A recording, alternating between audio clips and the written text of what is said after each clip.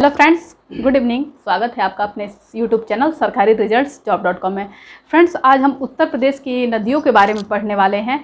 ये इतना इम्पॉर्टेंट है कि चाहे आप पीसीएस की तैयारी कर रहे हो, पीसीएस प्री की तैयारी कर रहे हो, या फिर पेट की तैयारी कर रहे हो, लेखपाल की तैयारी कर रहे हो, उत्तर प्रदेश में जो भी कंपटीशन, सुपर टेट की तैयारी के लिए, टेट की तैयारी के लिए, हर एक तैयारी के लिए यूपी स्पेशल बहुत ही ज़्यादा महत्वपूर्ण होता है। तो उसमें जो है कि उत्तर प्रदेश, अगर उत्तर प्रदेश से क्वेश्चन पूछते हैं उत्तर प्रदेश की नदियों से, तो इससे बाहर कुछ नहीं आने वाला है। आपको बहुत ही ईजी वे में पढ़ाया जाएगा। यहाँ पे आप जो है कि जब मैं पढ़ाऊँगी यहाँ पे, तो आपको स्क्रीनशॉट्स भी लेने का मौका दूंगी, जिससे आप जहाँ भी हैं आप अपनी पढ़ाई को कंटिन्यू रखें, अपनी पढ़ाई को स्ट्रांग बनाएं।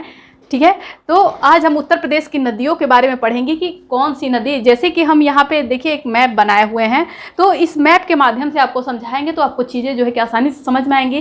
प्लस इसमें किस तरीके के क्वेश्चन पूछे जाते हैं उसको भी डिस्कशन करूँगी कि ये क्वेश्चन मैक्सिमम बार एग्जाम में पूछेगा, क्योंकि बहुत बार ऐसा होता है कि जो है कि रिपीटेड क्वेश्चन भी पूछते हैं।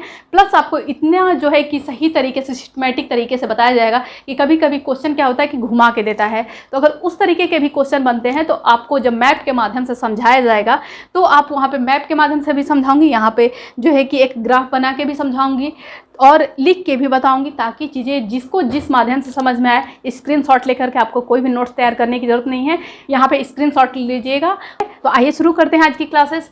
उत्तर प्रदेश की नदियाँ जो है कि सबसे पहले हम ये देखते हैं कि उत्तर प्रदेश में जो है कि नदियाँ, ये उत्पत्ति के आधार पे है। उत्तर प्रदेश की नदियाँ उत्पत्ति के आधार पे कितने तरीके की होती है, तो सबसे पहला है कि उत्पत्ति के आधार पर नदियों को 3 भागों में कैटेगराइज किया गया है।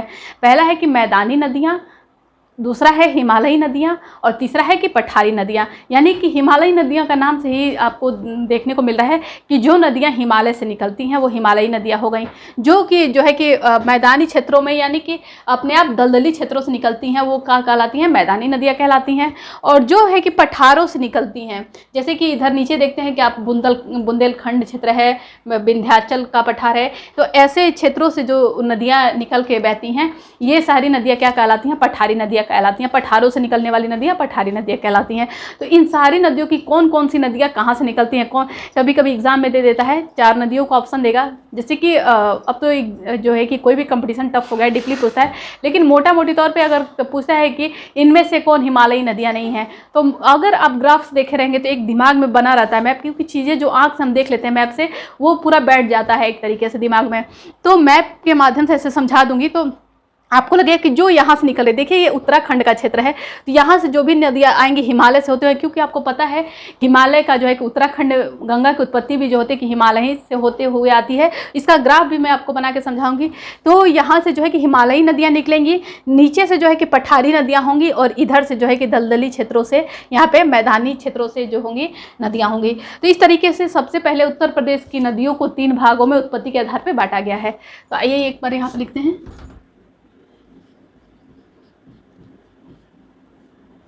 उत्पत्ति के आधार पर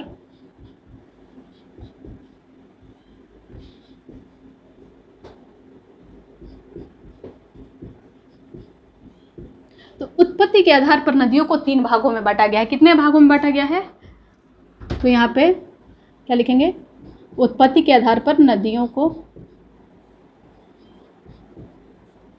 3 भागों में बांटा गया है।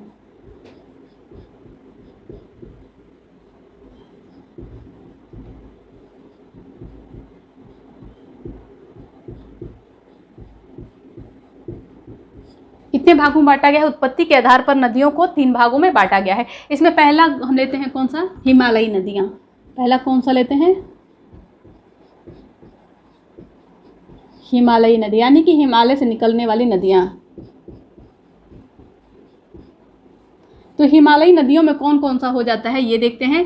तो सबसे पहला तो नाम आता है भारत, चूँकि जानते हैं आपकी भारत की सबसे बड़ी नदी गंगा नदी है, तो उत्तर प्रदेश में भी होकर बहती है।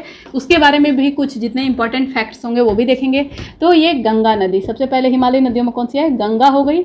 दूसरी इसकी गंगा नदी की सबसे बड़ी सहायक नदी, जैसा कि आप जानते हैं, यमुना नदी।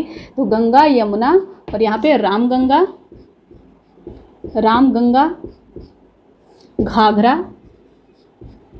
घाघरा हो गया, गंडक हो गया, इत्यादि नदियाँ क्या हैं,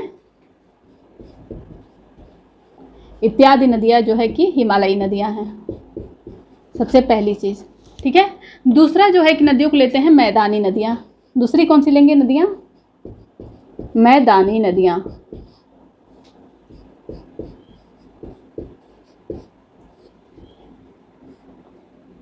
मैदानी नदियों में आ जाएगा कि गोमती नदी। जैसा कि आप जानते हैं कि गोमती नदी के किनारे कौन सा शहर बसा हुआ है? हमारे उत्तर प्रदेश की राजधानी जो है कि लखनऊ बसा हुआ है। तो गोमती नदी हो गई, शारदा नदी हो गई। शारदा नदी को जो है कि काली महाकाली के नाम से भी जाना जाता है शारदा नदी को। तो गोमती नदी, शारदा नदी, सरयू नदी हो गई सरयू नदी हो गई इत्यादि, ये मैदानी नदियां हैं। ठीक है, अब नेक्स्ट देखते हैं हम यहाँ पे तीसरा जो है कि उत्पत्ति के आधार पे जो नदियां हैं, हिमालयी नदियां हो गई, मैदानी नदियां, पठारी नदियां। कौन सी नदियां? जो कि पठारों से निकलती हैं, तो पठारी नदियां। कौन सी नदियां हो गई? पठारी नदियां। ठीक है, तो पठारी नदियों को हम देखते हैं कि पठारी नदियों में कौन कौन सी नदियां आ सकती हैं। इसमें हो जाएगा चंबल हो गया, बेतवा हो गया, केन हो गया, टोंस हो गया, सोन हो गया, सिंध हो गया। ये सब नदियां जो है कि पठारी नदियों में आती हैं। ठीक है, तो इस तरीके से ये नदियाँ जो है कि उत्पत्ति के आधार पर नदियों को, इसमें और भी नदियाँ हैं जो, लेकिन जितनी इंपॉर्टेंट नदियाँ हैं वो सारी लिखवा दी हैं, और एक एक को कि कहाँ से निकलती हैं, उत्तर प्रदेश के किस जिले से प्रवेश करती हैं, गंगा नदी से किस स्थान पे जाके मिलती हैं। इस तरीके से ये सारी नदियों के बारे में आपको पढ़ाया जाएगा। ठीक है, तो अगर आप इसका स्क्रीनशॉट लेना चाहते हैं तो आप पहले इसका स्क्रीनशॉट लीजिए, क्योंकि यहाँ पे हटा करके गंगा की उत्पत्ति के बारे में थोड़ा सा मैं आपको डायग्राम के हिसाब से समझाऊं कि किस तरीके से उत्तराखंड से वो निकलती है नदियाँ, और आगे आके वो गंगा के नाम से जानी जाती है। अलकनंदा नदी कहाँ कहाँ से निकलती है, और किस तरीके से जो है कि उत्तराखंड के किस जगह से, किस प्रयाग पे मिल के वो जो है कि गंगा नदी के नाम से जानी जाती है, फिर वो जो है कि उत्तर प्रदेश के किस जिले से प्रवेश करती है, सारी चीज़ें बताऊँगी। तो पहले आप इसका स्क्रीनशॉट ले लें ताकि आपको नोट्स बनाने की ज़रूरत ना पड़े, आपका टाइम वेस्ट ना हो, आप जहाँ पे भी हो इसको ईजिली पढ़ सकें। तो अब हम देखते हैं कि गंगा की उत्पत्ति किस तरीके से हुई है। अब गंगा की उत्पत्ति के बारे में देखने के लिए थोड़ा सा उत्तर प्रदेश का डायग्राम दिमाग से निकालते हैं, और सबसे पहले हम उत्तराखंड में देखते हैं कि किस तरीके से हिमालय से जो है कि धौली गंगा, विष्णु गंगा से किस तरीके से अलकनंदा निकलती है, और वो आगे चल के कैसे गंगा नदी बनती है। तो एक एक स्ट्रक्चर अपने दिमाग में आप बना लीजिए, और उससे भी बताऊँगी कि उससे बहुत ज़्यादा जो है कि एग्जाम में क्वेश्चन पूछे गए हैं। ठीक है, क्योंकि यूपी स्पेशल के अतिरिक्त जो है भारत की नदियों में ये जो है कि प्रयाग है, कर्ण प्रयाग है, रुद्र प्रयाग है, विष्णु प्रयाग है, तो ये बहुत ज़्यादा इंपॉर्टेंट है। अगर आपने जो कॉम्पिटेटिव एग्जाम्स दिए होंगे तो आपने देखा होगा कि पूछता है कि रुद्रप्रयाग की नदियों के मिलने से बनता है, ऑप्शंस दिए होते हैं। तो आप यहाँ पे एक डायग्राम के माध्यम से समझेंगे तो वो चीज़ें आपको बिल्कुल क्लियर हो जाएंगे। तो सबसे पहले यहाँ पे देखिए कि हिमालय से जो है कि धौली गंगा निकलती है, यहाँ पे विष्णु गंगा कौन सी है, यहाँ पे नाम जो है कि लिख देती हूँ, यहाँ पे धौली गंगा है और यहाँ पे विष्णु गंगा है। ये हिमालय से निकलती हैं, धौली गंगा, विष्णु गंगा। तो ये नदियाँ जो निकलती हैं, तो ये नदी आगे बढ़ते हुए जो आती है तो यहाँ पे मिल जाती है। ये सारा उत्तराखंड की बात मैं कर रही हूँ। तो यहाँ पे मिलती है, तो जिस स्थान पे मिलती है तो क्वेश्चन बनता है कि धौली गंगा और विष्णु गंगा जहाँ पे मिलती है वहाँ क्या बनता है, तो कौन सा प्रयाग बनता है। तो देखिए विष्णु नाम से आप याद रखेंगे कि यहाँ पे क्या बनता है, विष्णु प्रयाग बनता है। क्या बनता है, विष्णु प्रयाग बनता है। और यहाँ ये जहाँ पे मिल जाती हैं तो ये यहाँ पे तो धौली गंगा के नाम से जानी जाती है, ये विष्णु गंगा के नाम से जानी जाती है। लेकिन जब विष्णु प्रयाग पे दोनों एक पॉइंट पे मिल जाती हैं तो जब वो मिल करके आगे बढ़ती है तो अलकनंदा के नाम से जानी जाती है। किसके नाम से जानी जाती है, अलकनंदा, अलकनंदा। ठीक है, अलकनंदा के नाम से जानी जाती है ये नदी, ये आगे बढ़ती है। ठीक है, तो यहाँ पे जो है कि एक पिंडार नदी बहती है यहाँ पे। तो पिंडार नदी, कौन सी नदी बहती है, पिंडार नदी। ठीक है, यहाँ पे पिंडार नदी बहती है। तो ये पिंडार नदी जो है कि यहाँ पे आके मिल जाती है। तो क्वेश्चन आपका यहाँ पे बनता है कि अलकनंदा जो है कि पिंडार नदी से जहाँ पे मिलती है तो वो क्या कहलाता है, तो वो क्या कहलाता है। देखिए जब दो नदियाँ या तीन नदियाँ आपस में मिलती तो वही प्रयाग कहलाता है। जैसे कि इलाहाबाद को हम प्रयागराज के नाम से जानते हैं, तो क्यों जानते हैं, सबसे पहले समझिए कि प्रयागराज उसको क्यों कहा जाता है। तो राज का मतलब कि जहाँ सबसे ज़्यादा नदियाँ मिलती हों, यानी कि सबसे बड़ी बड़ी नदियाँ हैं, गंगा है, यमुना है, सरस्वती का भी माना जाता है। सरस्वती नदी का चूँकि विलोप है, लेकिन माना जाता है ऐसा कि सरस्वती नदी का भी वहाँ पे मिलन होता है, तो उसको राज कहा जाता है, यानी कि राजा, प्रयागों का राजा विष्णु जो है कि प्रयागराज कहलाता है। तो उसी तरीके से ये प्रयाग का मतलब होता है कि नदियों का मिलन। प्रयाग का मतलब क्या होता है? नदियों का मिलन। जहाँ पे नदियाँ मिलती हैं, 2 या 2 से अधिक, तो वहाँ पे प्रयाग होता है। तो यहाँ पे जब अलकनंदा नदी है पिंडार नदी से मिलती है, तो यहाँ पे क्या बनता है? कर्णप्रयाग बनता है। क्या बनता है? कर्णप्रयाग। तो क्वेश्चन को घुमा के भी पूछ सकता है कि किन 2 नदियों के मिलने से जो है कि कर्णप्रयाग बनता है। तो ऑप्शन में बहुत सारे नाम दे सकते हैं नदियों के, तो आप याद रखेंगे पिंडार नदी और अलकनंदा के मिलने से क्या बन जाता है? कर्णप्रयाग बनता है। फिर भी देखिए यहाँ पे जैसे कि आपने देखा कि धौली गंगा और विष्णु गंगा मिली, तो यहाँ पे नाम बदला, अलकनंदा के नाम से जाना गया। लेकिन यहाँ पे जो है कि पिंडार नदी के मिलने के बाद भी ये अलकनंदा के ही नाम से जानी जाती है। अभी भी ये अलकनंदा के ही नाम से जानी जाती है। ठीक है, तो ये जब आगे बढ़ती है नदी, तो यहाँ पे जो है कि मंदाकिनी नदी है। कौन सी नदी है? मंदाकिनी। मंदाकिनी नदी है। तो मंदाकिनी नदी यहाँ से निकल करके जो है कि आके अलकनंदा में मिल जाती है। तो जहाँ पे मंदाकिनी नदी अलकनंदा से मिलती है यहाँ पे, तो यहाँ पे इसका नाम क्या होता है? रुद्रप्रयाग हो जाता है। क्या हो जाता है? रुद्रप्रयाग हो जाता है। ठीक है, मंदाकिनी नदी जहाँ पे अलकनंदा से मिलती है वहाँ पे क्या होता है? रुद्रप्रयाग हो जाता है। और अभी भी ये अलकनंदा के ही नाम से जानी जाती है। आगे बढ़ते हुए भी किसके नाम से जानी जाती है? ये अलकनंदा के ही नाम से जानी जाती है। ये देखिए नदी नहीं बना रहे हैं, ये इंडिकेट कर रहे हैं कि अभी भी किस नाम से जानी जाती है? अलकनंदा के नाम से जानी जाती है। ठीक है, तो ये अभी भी अलकनंदा के नाम से जानी जाती है। अब मंदाकिनी के बाद यहाँ पर जो है कि एक भागीरथी नदी है। कौन सी नदी है? भागीरथी है।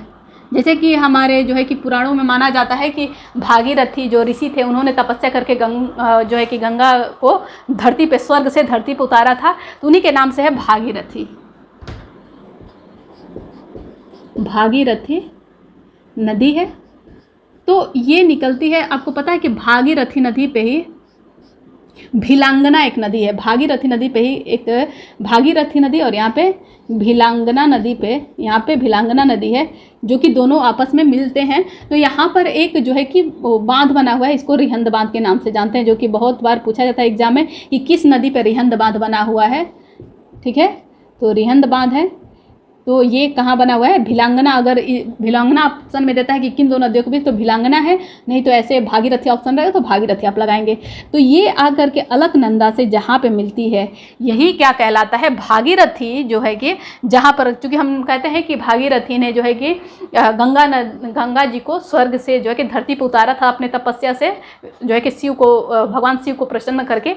तो यहाँ पर जो है कि क्या बन जाता है? ये जब मिलते हैं तो देवप्रयाग बनता है।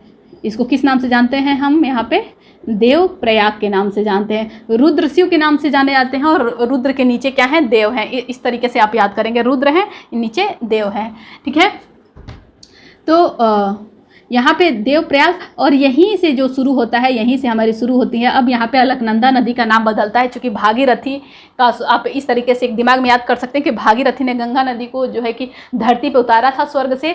तो भागीरथी के द्वारा अब ये किस नाम से जानी जाएंगी? गंगा नदी के नाम से।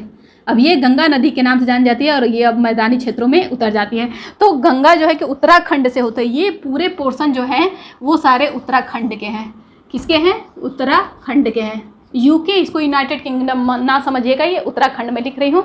ठीक है, तो ये उत्तराखंड के सारे ये क्षेत्रों का जो है कि एक डायग्राम बना हुआ है। ये चीज़ आप देखिए, और ये जो है कि अलकनंदा नदी के नाम से जाना जाता है, इसलिए मैंने ऐसा बना दिया था। आप इसको याद रखेंगे कि हर जगह ये अभी भी अलकनंदा के नाम से ही जानी जा रही है। इसका नाम चेंज कब होता है? जब देवप्रयाग में ये भागीरथी नदी से मिलती है, तो ये गंगा के नाम से जानी जाती है।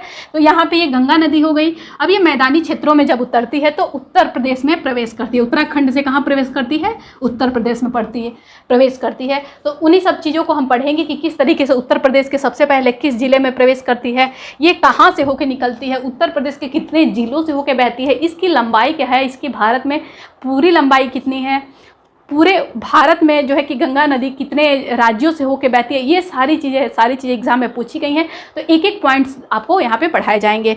तो जो है कि अगर आप कॉम्पिटिटिव एग्जाम्स देने वाले हैं तो इस वीडियो को लास्ट तक देखें, ताकि आपको एक एक चीज़ें क्लियर हो जाए। आप इसका स्क्रीनशॉट ले सकते हैं, जिससे जो है कि चीज़ें आगे समझने में आसानी होंगी आपको ये। तो आप इसका स्क्रीनशॉट ले लें एक बार।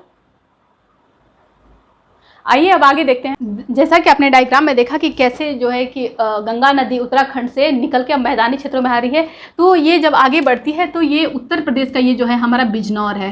कौन सा जिला है? सबसे हमने आपको बताया था सबसे उत्तरोत्तर कौन सा है? सहारनपुर है। ठीक है, तो ये एकदम ऊपर से नहीं, यहाँ से बिजनौर से प्रवेश करती है। कौन सा स्थान है? बिजनौर है,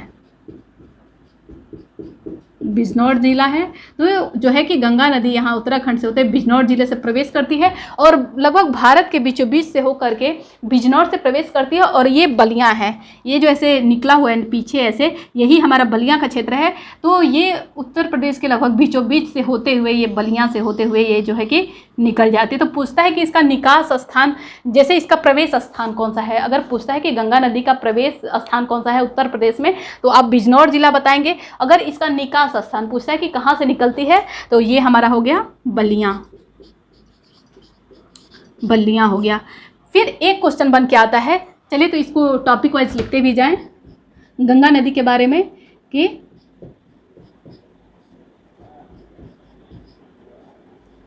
गंगा नदी का प्रवेश उत्तर प्रदेश के बिजनौर जिले से होता है। उत्तर प्रदेश में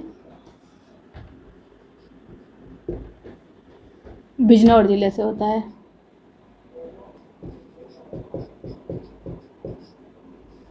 बिजनौर जिले से होता है। पहला इंपॉर्टेंट चीज़ ये, जिले से तथा निकास कहाँ से होता है? बलियाँ से होता है। कहाँ से होता है? निकास बलियाँ से होता है। एक एक नदी के बारे में जो चीज़ें इंपॉर्टेंट है और जो एग्जाम में पूछा गया वो सारे क्वेश्चंस आपको यहाँ पे बताए जाएंगे। बस आप जो है कि बने रहें यहाँ पे। तो बलियाँ तथा निकास बलियाँ जिले से करते हैं, जिले से होता है। निकास मतलब निकल जाना होता है। ठीक है, अब सेकेंड चीज़ क्या देखते हैं। जैसा कि आप देख रहे हैं कि बिजनौर जिले से प्रवेश करते हैं, बिल्कुल बीचों बीच से होकर जा रही है। तो बीच में जो है कि अलग अलग जो है कि राज्य पड़ते होंगे, ऐसे अलग अलग राज्य पड़ते होंगे। तो कितने राज्य पड़ते हैं ये चीज़ देखते हैं हम कि कितने राज्य पड़ते हैं इसके बीच में। तो गंगा नदी उत्तर प्रदेश के 28 जिलों से होकर बहती है। ये भी बहुत बार एग्जाम में पूछा गया है। तो सेकेंड पॉइंट आप क्या लिखेंगे कि गंगा नदी उत्तर प्रदेश के 28 जिलों से होकर बहती है। कितने जिलों से होकर बहती है? 28 जिलों से होकर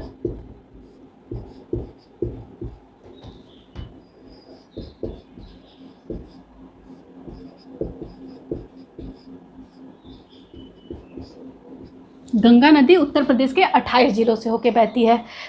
अच्छा, एक चीज़ और बताती हूँ, ये थोड़ा उत्तर प्रदेश से अलग है, ये पूरे भारत के लिए है कि ये अगर पूछ देता है कि गंगा नदी पूरे भारत में कितने राज्यों से होकर बहती है, तो उसके लिए आप क्या बताएंगे कि गंगा नदी पूरे भारत में जो है कि 5 राज्यों से होकर बहती है। कितने राज्यों से? 5 राज्यों से होकर बहती है। तो वही देखते हैं।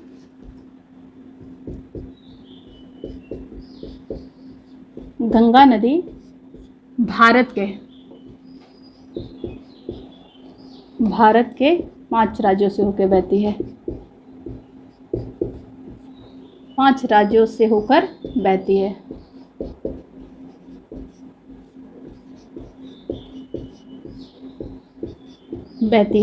और आपको पता है कि गंगा नदी भारत की सबसे लंबी नदी है। सबसे लंबी नदी कौन सी है? गंगा नदी है। इसकी टोटल लंबाई कितनी है? 2525 किलोमीटर है।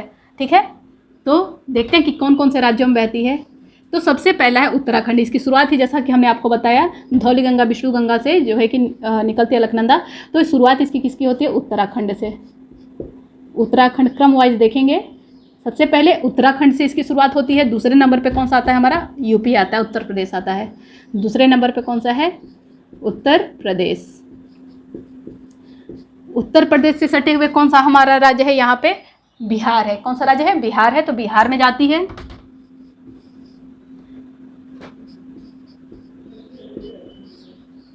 बिहार में जाती है। बिहार से आगे बढ़ने पे ये चौथे नंबर पे कहाँ जाती है? झारखंड में जाती है। कहाँ जाती है? झारखंड। झारखंड में जाती है। उसके बाद से जो है कि 5वें नंबर पे यहाँ पे देखिए बिल्कुल क्रमवाइज उत्तराखंड से निकलती है, उत्तर प्रदेश से होते हुए बिहार, झारखंड, सबसे लास्ट में कहाँ जाती है? पश्चिम बंगाल में,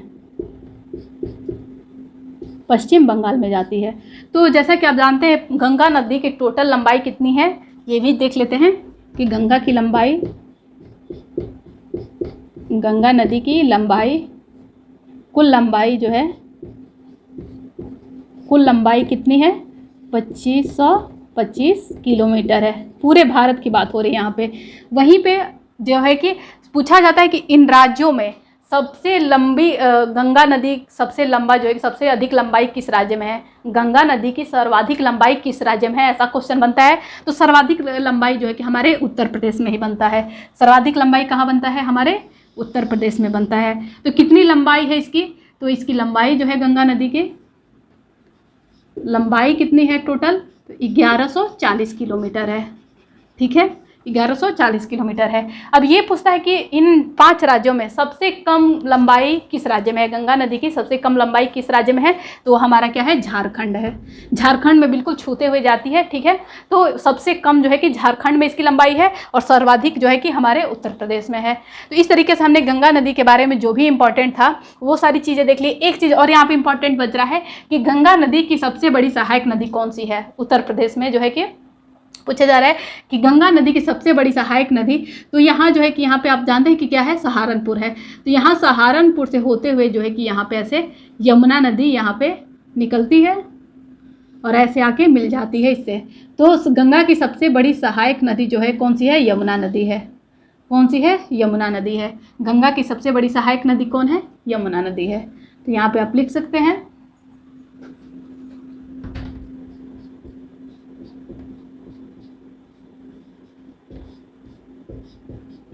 गंगा की सबसे बड़ी सहायक नदी यमुना नदी है।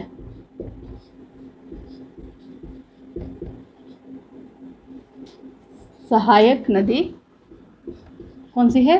यमुना नदी है।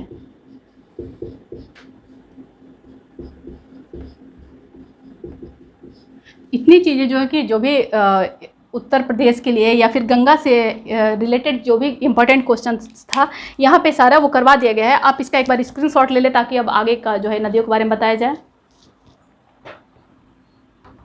अब हम देखते हैं यमुना नदी के बारे में कि यमुना नदी गंगा नदी से किस स्थान, कहाँ से उत्तर प्रदेश में प्रवेश करती है, गंगा से किस स्थान पे मिलती है और उसकी भी कौन कौन सी सहायक नदियाँ हैं। ठीक है, जो भी एग्जाम में पूछे गए हैं वो सारे क्वेश्चंस आपको कराए जाएंगे। अब हम देखते हैं यमुना नदी के बारे में। तो यमुना नदी गंगा नदी की सबसे बड़ी सहायक नदी है।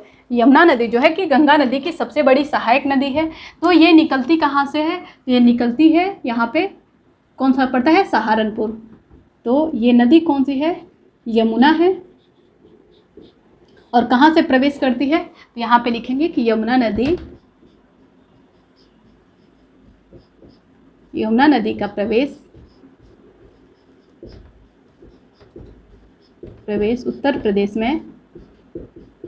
प्रदेश में कहाँ से होता है? सहारनपुर जिले से होता है। कहाँ से होता है? जैसे कि हमने आपको बताया था कि सबसे उत्तरोत्तर जिला कौन सा उत्तर प्रदेश का? सहारनपुर है। तो यही है सहारनपुर। तो यहीं से जो है कि यमुना की एंट्री होती है। तो सहारनपुर जिले से होता है।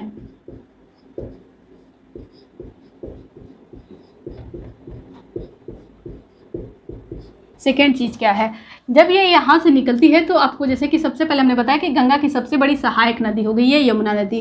ठीक है, और ये कहाँ पे है? सहारनपुर में एंट्री करती है, सहारनपुर में प्रवेश कर रही है। तो ये जहाँ पे गंगा नदी से आके मिलती है, यहाँ पे आप देख रहे हैं मैप में कि गंगा नदी से एक स्थान पे आके मिल जा रही है। तो इसी को हम क्या बोलते हैं? इसी को हम बोलते हैं प्रयागराज, जो कि हमारा इलाहाबाद, जो कि अब प्रयागराज के ही नाम से जाना जाता है। तो यही क्या है? हमारा प्रयागराज है।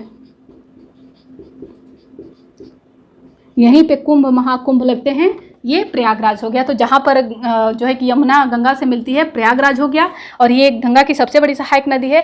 अब यहाँ पे एक और क्वेश्चन बहुत ज़्यादा एग्जाम में पूछा जाता है कि जो है कि यमुना नदी की सहायक नदी कौन सी है। ये भी बहुत ज़्यादा एग्जाम में पूछा गया तथा वो किस स्थान पर जो है कि यमुना नदी से मिलती है।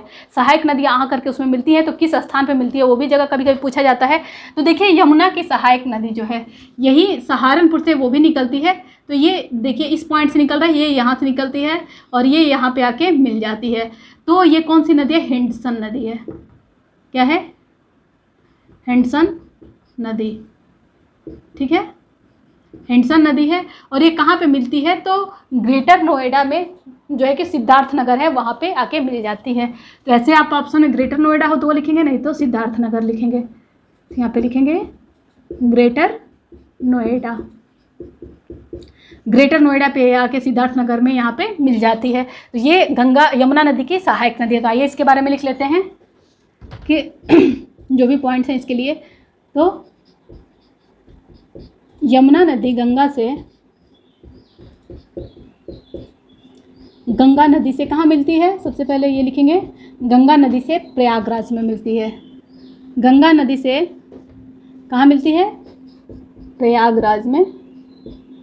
इलाहाबाद पहले इसको, अब तो इसको प्रयागराज के नाम से ही जाना जा रहा है। तो प्रयागराज में मिलती है, मिल जाती है। जैसा कि आप जानते हैं कि यहाँ पे कुंभ महाकुंभ लगता है। तो पूरे जो है कि विश्व का सबसे बड़ा त्यौहार कौन सा है? महाकुंभ है। हमने आपको बताया था त्यौहारों में। अगर आपने नहीं देखा हुआ है तो प्री वीडियो में जाके जो है कि त्यौहार और महोत्सव मेले ये सारे पढ़ाए गए हैं, आप उसको देखिए। और यहाँ पे सेकेंड चीज़ है कि यमुना की सहायक नदी कौन सी है? तो ये बहुत बार एग्जाम में पूछा गया है। यमुना की सहायक नदी हेंडसन है। यमुना की सहायक नदी कौन सी है? हेंडसन नदी है जो सहारनपुर से निकलकर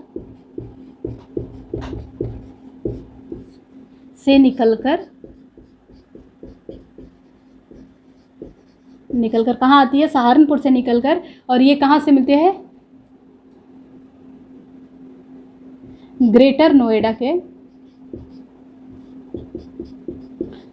नोएडा के सिद्धार्थ नगर में यमुना नदी से मिल जाती है।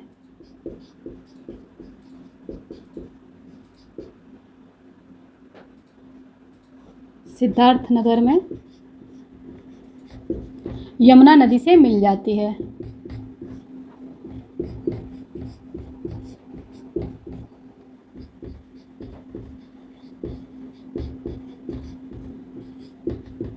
तो ये भी बहुत ज़्यादा पूछा गया है कि यमुना की सहायक नदी कौन सी है, तथा वो जो है कि यमुना नदी से कहाँ मिलती है। हालांकि उत्पत्ति ये तो नहीं देता है कि प्रवेश कहाँ से करती है, लेकिन ये जरूर दिया है कि कहाँ मिलती है। तो ग्रेटर नोएडा से मिलती है, ठीक है। कहाँ से मिलती है? ग्रेटर नोएडा से।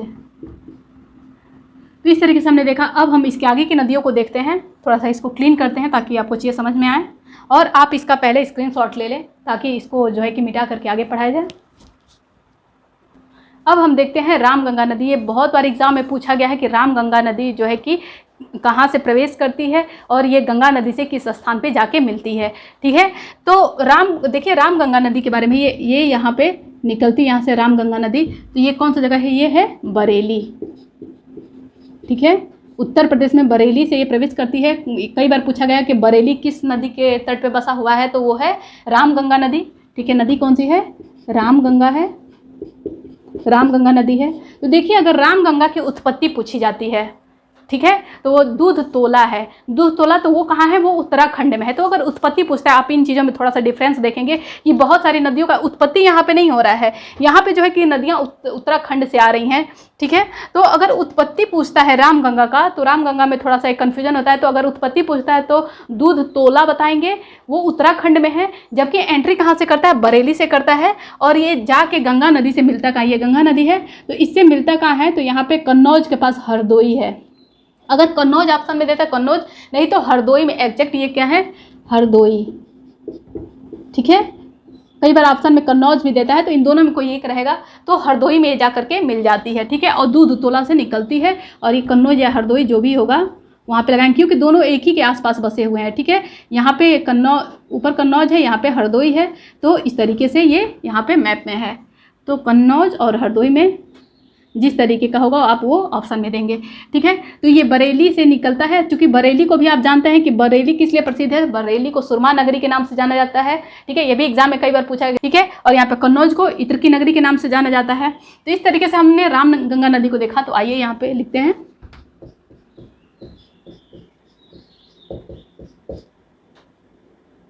रामगंगा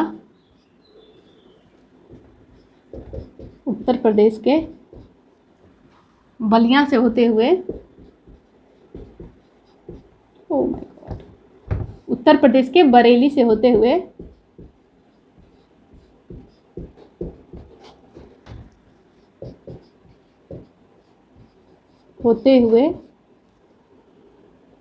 हरदोई में जाके गंगा नदी से मिल जाती है, या फिर कन्नौज लिखते हैं, कन्नौज में जाके गंगा नदी से मिल जाती है। कहाँ? कन्नौज में गंगा नदी से मिल जाती है। ठीक है, गंगा नदी से मिल जाती है। ठीक है, आपने देखा कि रामगंगा यूपी के बरेली से होते कन्नौज में गंगा नदी से जाके मिल जाती है। अब आगे की नदी में देखते हैं गोमती नदी। ठीक है, कौन सी नदी देखेंगे यहाँ पे? गोमती नदी के बारे में देखेंगे। तो ये तो हो गया रामगंगा। अब हम देखते हैं किसके बारे में देखेंगे? गोमती नदी।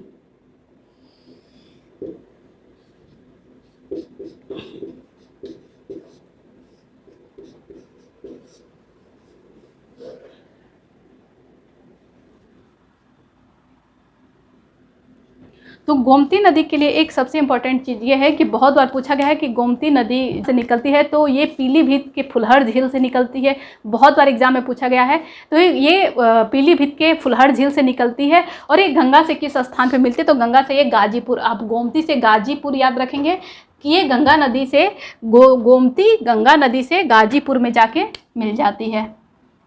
ठीक है, गंगा नदी से कहाँ मिलती है? गाजीपुर में जाके मिल जाती है। और ये कहाँ शुरुआत इसकी होती है? यहाँ पे क्या है? पीलीभीत। पीलीभीत के किससे? फुलहर झील से, फुलहर झील से। तो यहाँ पे एक पॉइंट बना के लिखते हैं यहाँ पे कि गोमती नदी जो है, गोमती नदी कहाँ से शुरुआत इसकी होती है? कि उत्पत्ति कहाँ से मानी जाती है? ये सारे मैदानी नदियों में आता है। तो गोमती नदी की उत्पत्ति पीलीभीत के फुलहर झील से,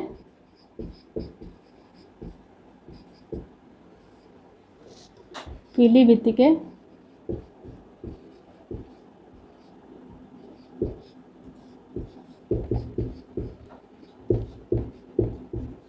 से हुई है। और ये आगे किससे मिलती है? ये गंगा नदी से मिलती है। ये गाजीपुर में गंगा नदी से मिल जाती है। ये गाजीपुर में गंगा नदी से मिल जाती है। ठीक है, गंगा नदी से मिल जाती है। ठीक है, तो ये हमने गोमती नदी के बारे में पढ़ा, ये रामगंगा नदी थी। ठीक है, तो ये सब ध्यान रखेंगे आप कि गोमती नदी को पढ़ लिया हमने। अब एक नदी इधर बची हुई है मैदान क्षेत्रों में, घाघरा नदी।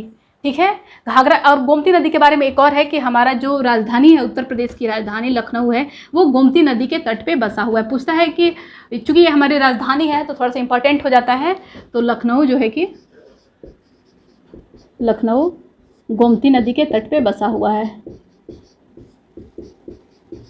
गोमती नदी के तट पर बसा है। ठीक है, लखनऊ गोमती नदी के तट पर बसा है। ये हो गया। अब हम देखते हैं कि घाघरा नदी के बारे में अब हम पढ़ते हैं। ठीक है, अगर आप इसका स्क्रीनशॉट लेना चाहते हैं तो ले लें, ताकि इसको फिर जो है कि इरेज करके हम आगे का पढ़ाएं। अब हम आगे देखते हैं घाघरा नदी के बारे में। ठीक है, कि घाघरा नदी कहाँ से निकलती है। और एक चीज़ इम्पॉर्टेंट है घाघरा नदी के बारे में कि ये ऐसी नदी है जो कि उत्तर प्रदेश में जो है कि गंगा नदी से नहीं मिलती है। ये बिहार में जाके छपरा जो है कि वहाँ का एक ज़िला है, तो छपरा ज़िले में जा कर के वो मिलती है गंगा नदी से, घाघरा नदी। और इसकी एक इम्पॉर्टेंट सहायक नदी भी है शारदा नदी, उसके बारे में भी देखते हैं। ठीक है, तो ये यहाँ से हमारा जो है कि ये घाघरा नदी है। ठीक है, तो ये घाघरा नदी हो गया। ये कहाँ से आती है? ये नेपाल की तरफ से हिमालय से निकलते हुए आती है। और यहाँ से जो है कि इसकी सहायक नदी है शारदा नदी। ये हो गई घाघरा नदी। घाघरा नदी, और इसकी ये सहायक नदी हुई, ये देख रहे हैं आप कि ये इसकी सहायक नदी हो गई। तो ये कौन सी है? ये शारदा नदी। इसको काली नदी या महाकाली नदी के नाम से भी जानते हैं। तो ये शारदा नदी हो गई। ये उत्तराखंड से निकलती है, कैमूर पहाड़ियों से निकलती है शारदा नदी। तो ये घाघरा नदी की सहायक नदी है। और घाघरा देखिए, ये गंगा निकल रही है यहाँ पे, ये बलिया हैं, और ये गंगा नदी यहाँ से जो है कि बिहार में प्रवेश कर जाती है। तो ये घाघरा नदी जो है कि उत्तर प्रदेश में जो है कि गंगा नदी से नहीं मिलती है, ये आगे बढ़ते हुए जाती है और यहाँ पे बिहार में छपरा ज़िले में जो है कि जा करके गंगा नदी से मिल जाती है। छपरा में जाके गंगा नदी से मिल जाती है। ठीक है, तो इसके बारे में भी पॉइंट्स लिख लेते हैं।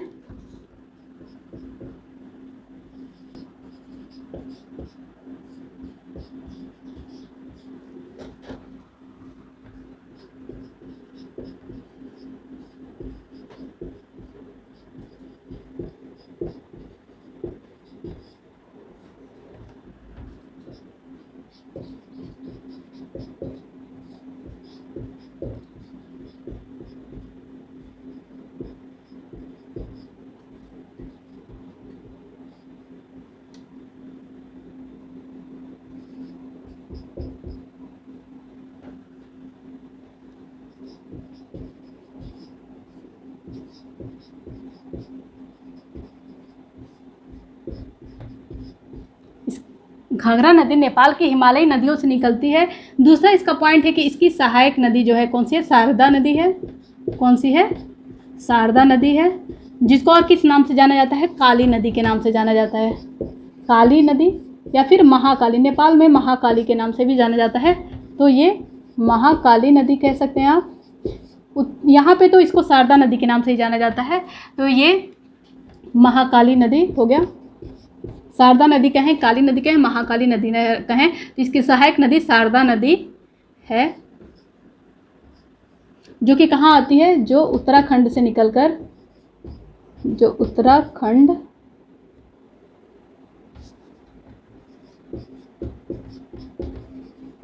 उत्तराखंड की कैमूर पहाड़ियों से निकल करके जो है कि उत्तर प्रदेश में प्रवेश करती है।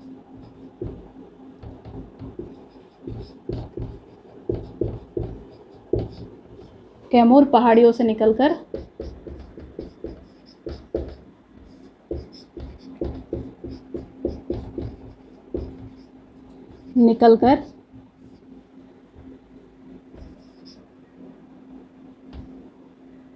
उत्तर प्रदेश में प्रवेश करती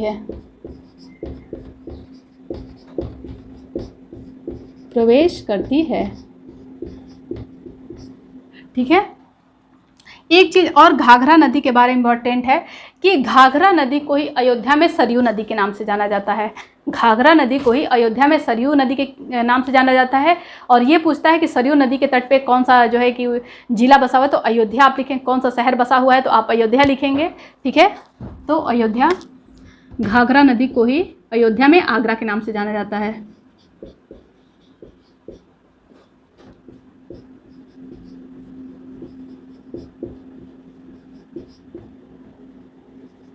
अयोध्या में घाघरा नदी को ही अयोध्या में किसके नाम से जाना जाता है?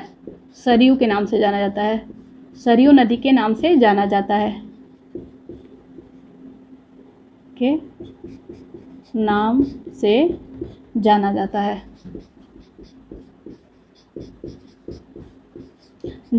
है। अयोध्या इसी के तट पे स्थित है। अयोध्या में सरयू के नाम से जाना जाता है, यानी कि अयोध्या भी कहाँ स्थित है? सरयू नदी में स्थित है। और ये चीज़ आप याद रखेंगे कि घाघरा नदी उत्तर प्रदेश में गंगा नदी से नहीं मिलती है, वो बिहार के छपरा ज़िले में मिलती है। और एक लास्ट इधर मैदानी क्षेत्रों में देखते हैं, यहाँ पे जो है कि राप्ती नदी बहती है। बहुत ज़्यादा कंजेस्टेड हो गया है, चूँकि ब्लैक बोर्ड पे लिख के पढ़ाना इसलिए ऐसे हो जा रहा है। यहाँ पे है राप्ती नदी। क्या है? राप्ती नदी है। ठीक है, तो ये राप्ती नदी के ही जो है कि तट पे जो है कि गोरखपुर बसा हुआ है। ठीक है, राप्ती नदी के ही तट पे कौन सा शहर बसा है? गोरखपुर बसा हुआ है, जहाँ से हमारे मुख्यमंत्री माननीय आदित्यनाथ योगी जी सांसद रहे हैं। गोरखपुर कहाँ बसा हुआ है? राप्ती नदी के तट पे बसा हुआ है। एक और इसमें चीज़ इंपॉर्टेंट हो जाता है कि घाघरा नदी राप्ती नदी से जहाँ मिलती है, घाघरा नदी ये हो गई। तो ये घाघरा नदी जो है कि ये घाघरा नदी है। घाघरा नदी राप्ती नदी से जहाँ पे मिलती है। आगे हम देखते हैं नदियों के बारे में। इसके बारे में कुछ टॉपिक्स लिख लेते हैं।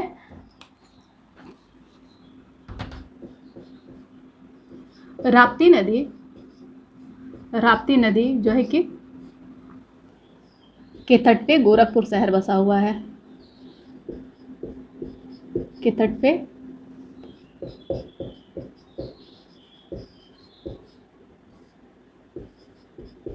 शहर बसा है। सेकेंड चीज़ है कि घाघरा नदी से राप्ती नदी जहाँ मिलती है, जिस स्थान पे मिलती है, घाघरा नदी से राप्ती नदी जिस स्थान पे मिलती है,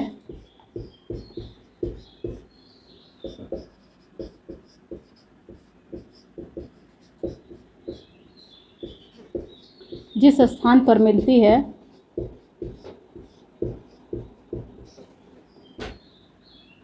वो कौन सा है? वो देवरिया जिला है। कौन सा है? देवरिया जिला है। यानी कि देवरिया में जो है कि घाघरा नदी राप्ती नदी से मिल जाती है।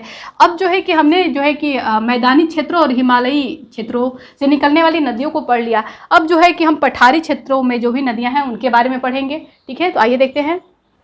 अब हम पढ़ेंगे जो है कि पठारी क्षेत्रों में जो नदियाँ बहती हैं उनके लिए पढ़ेंगे।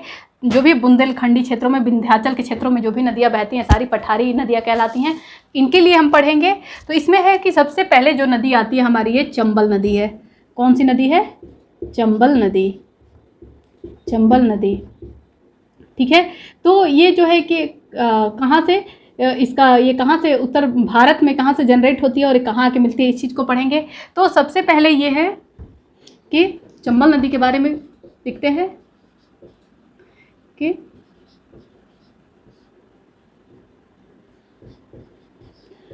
चंबल नदी जो है कि जनापांव, जो कि कहाँ है? भोपाल में है।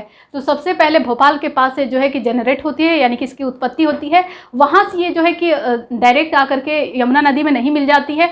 ये जनापांव जो है, जनापांव से निकल करके ये राजस्थान से होते हुए, जैसे कि मध्य प्रदेश और राजस्थान के बीच में सीमा बनाते हुए पहले निकलती कहाँ से? भोपाल के पास से निकलती है, जनापांव से, और ये मध्य प्रदेश और राजस्थान के बीच में सीमा बनाते हुए आगे बढ़ती है। और ये उत्तर प्रदेश के जो है कि उत्तर प्रदेश में इसके ये आगरा से प्रवेश करती है और यहाँ पर जो है कि इटावा में, मुरादगंज है वहाँ पर, इटावा में आकर के मिल जाती है। तो चंबल नदी का अगर उत्तर प्रदेश में हम देखते हैं तो उत्तर प्रदेश में आगरा से प्रवेश करती है। कहाँ से? आगरा से। और अगर इसकी उत्पत्ति पूछी जाती है तो आप भोपाल में जो है कि जनापांव है वहाँ से बताएंगे। ये चीज़ हमेशा दिमाग में रखिएगा कि उत्पत्ति पूछ रहा है या उत्तर प्रदेश में किस जिले से प्रवेश पूछ रहा है। तो उत्तर प्रदेश के लिए बता रही हूँ कि आगरा से प्रवेश करती है, आगरा जिले से प्रवेश करती है, प्रवेश, और इटावा के जो है कि मुरादगंज में जाके मिल जाती है। इटावा किसके पास है? औरैया के पास है। ठीक है, तो यहाँ इटावा में मुरादगंज के पास, मुरादगंज में जाके मिल जाती है। इटावा जिले के मुरादगंज में जाके मिल जाती है।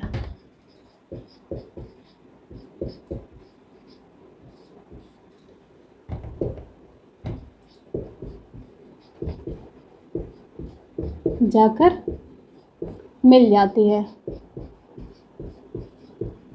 ठीक है, तो हमने चंबल नदी के ये शुरू, अगर इसकी उत्पत्ति पूछता है तो भोपाल के जनापांव से शुरू होता है और ये आगे बढ़ते हुए मध्य प्रदेश और राजस्थान के बीच में। तो ये भी क्वेश्चन पूछा गया है कि राजस्थान और मध्य प्रदेश के बीच में कौन सी नदी सीमा बनाती है, तो वो कौन सी है? चंबल नदी है। ये आप याद रखिएगा। जब ये भारत की नदियों के बारे में पढ़ाया जाएगा तो वहाँ पर ये चीज़ें आपको लिखी जाएंगी।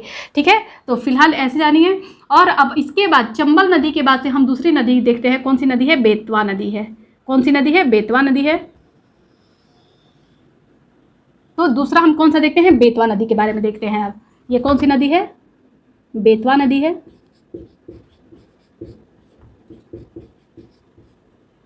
अगर इसका भी उत्पत्ति का पूछता है तो इसका भी भोपाल ही है, लेकिन उत्तर प्रदेश की चूंकि हम पढ़ा रहे हैं तो उत्तर प्रदेश में ये कौन सा है? ये आगरा था। ये कौन सा है? ललितपुर है।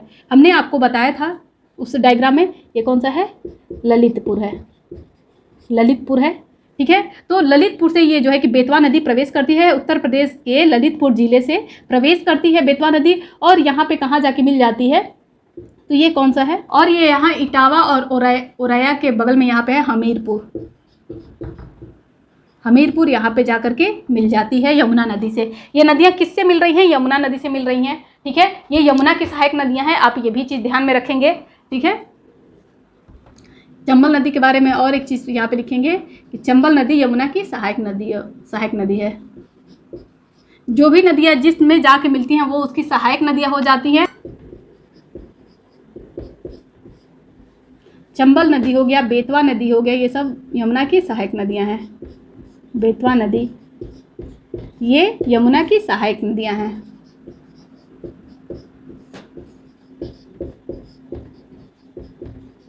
सहायक नदी हो गई। ठीक है, अब इसके आगे हम देखते हैं जो है कि बेतवा नदी के बारे में थोड़ा सा। ये तो चंबल नदी के बारे में हो गया, अब बेतवा नदी के बारे में देखते हैं। बेतवा नदी उत्तर प्रदेश के ललितपुर जिले से प्रवेश करती है। उत्तर प्रदेश के ललितपुर जिले से प्रवेश करती है।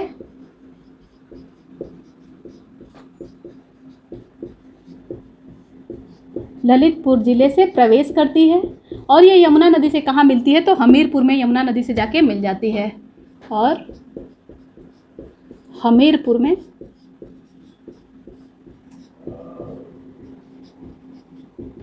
यमुना नदी से मिल जाती है।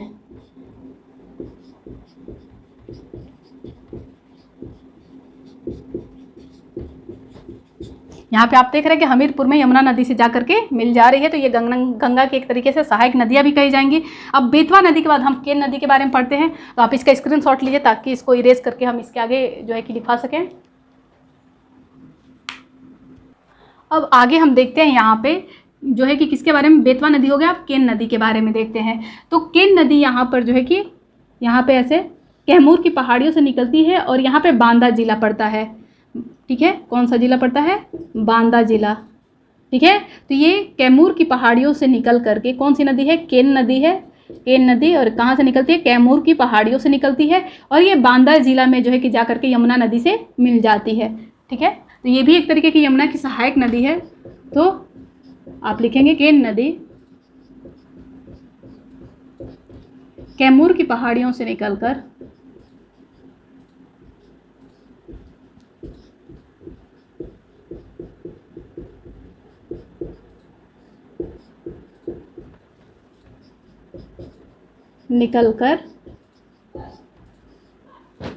बांदा जिले में जो है कि यमुना नदी से मिल जाती है।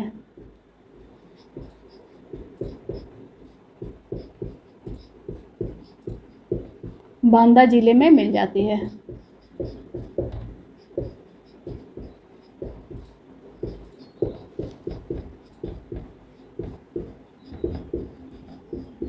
मिल जाती है। तो आपने देखा कि यहाँ पे बांदा जिला हो गया, हमीरपुर है, यहाँ पे औरैया पड़ जाता है, इटावा पड़ जाता है। तो इस तरीके से लगातार जो है कि हमारे जो जिले हैं वो यमुना नदी के तट पे दिखते हुए आ रहे हैं। अब केन के बाद जो हो कौन कौन सा हो गया? चंबल हो गई, ललित हो गया, सॉरी चंबल नदी हुई, बेतवा नदी हुई, केन नदी हुई। अब हम सोन नदी के बारे में पढ़ेंगे। ठीक है, तो सोन नदी नाम से पता चल रहा है कि ये जो है कि सोन नदी कहाँ से है? सोनभद्र जो है कि सोनभद्र जिले से इसका बिलोंग हो रहा है। ठीक है, तो सोन नदी के बारे में पढ़ेंगे। अब हमारी एक लास्ट जो है कि नदी बची हुई है, कौन सी है? सोन नदी है। तो सोन नदी के बारे में हम ये जानेंगे कि सोन नदी जो है कि यहाँ पे सोनभद्र पड़ता है, तो सोन नदी जो है कि अमरकंटक से निकलती है, यहाँ अमरकंटक से निकलती है और उत्तर प्रदेश में ऐसे प्रवेश करती है। लेकिन ये गंगा नदी है, आगे बढ़ती है। तो ये गंगा नदी से ना मिलते हुए आगे बढ़ के जो है कि बिहार में जाकर के गंगा नदी से मिलती है। तो ये सोन नदी है। तो सोन नदी किस जो है कि किस जिले में पड़ता है? तो ये सोनभद्र है। तो ये क्या कहलाएगा कि ये सोन नदी के बारे में। और ये जैसा कि आपने देखा था कि घाघरा नदी बिहार में छपरा जिले में जाके मिलती है और वहीं पे ये सोन नदी जो है कि यहाँ पे ना मिल करके गंगा नदी से ये बिहार में जाकर के पटना में मिलती है। कहाँ मिलती है? पटना में मिलती है। ठीक है, तो दो ऐसी नदियां हैं जो कि गंगा नदी से या फिर यमुना नदी से ना मिलते हुए ये डायरेक्ट जो है कि घाघरा नदी जैसा की था कि वो डायरेक्ट जा करके छपरा में मिली थी गंगा नदी से, और जो है कि मैदानी क्षेत्रों में आ रही थी, जबकि पहाड़ी क्षेत्रों में जो सोन नदी बह रही है ये अमरकंटक की पहाड़ियों से निकलती है और सोनभद्र जिले से होते हुए जो है कि उत्तर प्रदेश से आगे बढ़ जाती है, और ये बिहार के पटना में जा करके, जो कि बिहार की राजधानी है पटना, वहाँ पर जा करके जो है कि गंगा नदी से मिल जाती है। ठीक है, तो हम लिखेंगे सोन नदी अमरकंटक पहाड़ से निकलकर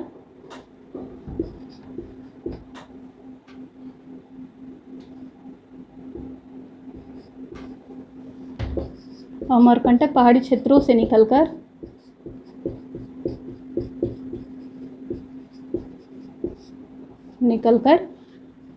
उत्तर प्रदेश के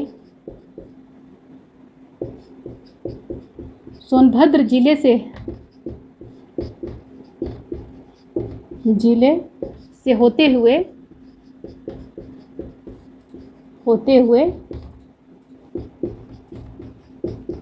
बिहार निकल जाती है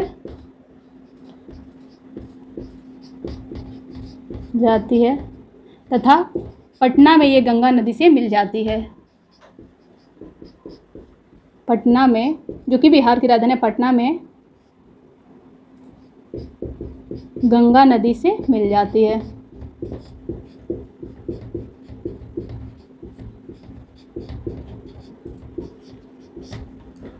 इस तरीके से हमने उत्तर प्रदेश में जितने भी इम्पॉर्टेंट ऐसी नदियाँ थी जो कि किन राज्यों से जो है कि प्रवेश कर रही थी, गंगा से या फिर यमुना से किस ज़िले में जाके मिल रही थी, ये सारे इंपॉर्टेंट जितने भी एग्ज़ाम में पूछे जाते हैं वो सारे नदियाँ, जितनी भी पॉसिबिलिटी थी सारी नदियाँ आपको पढ़ा दी गई, चाहे वो पठारी हो, चाहे मैदानी हो, चाहे हिमालयी नदियाँ हो, इन सारी नदियों को पढ़ा दिया गया। अब इस पर जो है कि नेक्स्ट क्लास में आपको इससे जो है कि सेलेक्टेड जो भी क्वेश्चन बनते हैं वो सारे आपको एक साथ करा दिए जाएंगे। चूँकि अभी टाइम ज़्यादा हो गया है तो आज मैं नहीं करा सकती हूँ क्वेश्चन, तो कल जो है कि आपको क्वेश्चन करा दिए जाएंगे। आप इसका स्क्रीनशॉट ले सकते हैं और जो है कि नोट्स बनाने की ज़रूरत नहीं है, आप इससे भी स्क्रीनशॉट्स ले करके पढ़ सकते हैं।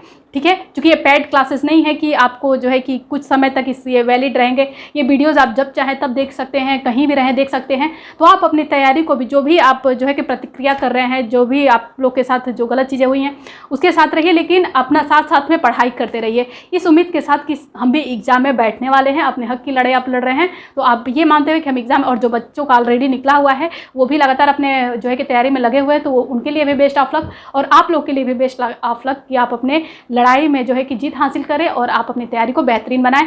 तो ये ऐसा एक जो है कि यूपी स्पेशल एक ऐसा जो है कि सब्जेक्ट हो जाता है, वो चाहे आप ये तैयारी करेंगे तो आपका जो है कि बिल्कुल बेकार नहीं जाने वाला है। लेखपाल का हो, पेट का हो, या फिर जो है कि अभी पीसीएस का, बहुत लोगों ने इसमें पीसीएस का डाला होगा, तो पीसीएस के लिए हर एक, सुपर टेट के लिए, टेट के लिए, हर एग्ज़ाम के लिए बहुत ही इंपॉर्टेंट हो जाता है यूपी स्पेशल। तो आप इस तरीके से अपनी तैयारी करें। अगर इसमें कुछ डाउट्स है या फिर अगर अच्छा लगता है वीडियो, बुरा लगता है, तो प्लीज़ आप कमेंट के माध्यम से बताएं, ताकि हमको पता चले कि किस तरीके से जो है कि आपको चीज़ें पसंद आ रही हैं, नहीं आ रही हैं, किस तरीके से और पढ़ाना है। मैं अपने टीचिंग स्किल में और जो है कि बेहतरीन तरीके से कोशिश करूँगी आपको पढ़ाने की। तो आप कमेंट के माध्यम से बताएं। अगर वीडियो पसंद आती है तो प्लीज़ लाइक, सब्सक्राइब और ज़्यादा से ज़्यादा शेयर करें। Thank you for watching this video.